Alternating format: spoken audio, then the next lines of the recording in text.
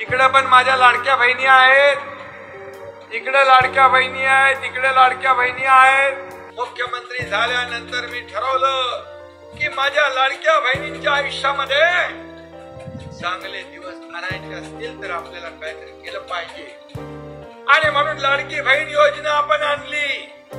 जसं लाडक्या बहिणींच्या खात्यात पैसे जमा झाले लगेच म्हणाले लवकर काढून घ्या, लवकर काढून घ्या, नाही तर सरकार पक्के। अरे हे देणारं सरकार आहे, हे घेणारं सरकार नाही। आणि तुम्हाला मी सांगतो या लाडक्या बहिणींची योजना जी सुरू केली आहे, या पात्र लाडक्या बहिणींची योजना कधी बंद होणार नाही।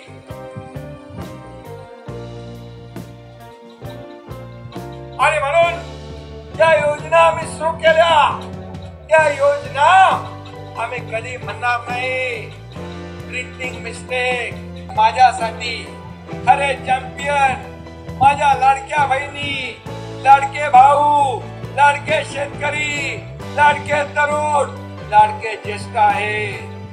माझ्या लाडक्या बहिणी कितीतरी लाडक्या बहिणी म्हणाल्या ते 1,500-3,000 रुपये आज आमच्या कच्च्या बच्चांना, घरातल्या लोकांना आधार झाले।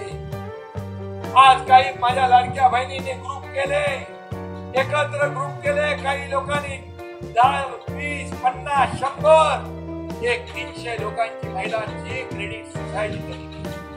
30 लाखाचं त्यांचं भाग भांडवल तयार झालं। आता व्यापार करतायत, व्यवसाय करतायत, छोटा व्यवसाय वाढवतायत।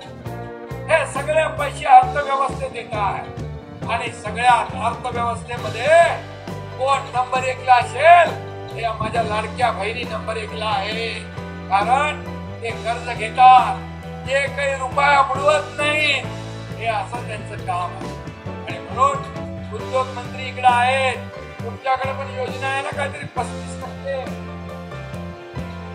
मुख्यमंत्री रोजगार निर्मिती योजना या लाडक्या बहीण लाडक्या भावांसाठी 35% सबसिडी आहे। संजय, त्या योजनांचा देखील फायदा आपल्या बहिणींना झाला पाहिजे। नुसते पैसे देऊन नाही तर त्यांना स्वतःच्या पायावर उभा करायचा आहे, त्यांना लखपती बनवायचं आहे। जसं मोदी साहेबांचं स्वप्न आहे लखपती दीदी, तसं आपल्याला देखील या ठिकाणी आपल्या लाडक्या बहिणींना लखपती बनवायचं आहे। मी आपल्या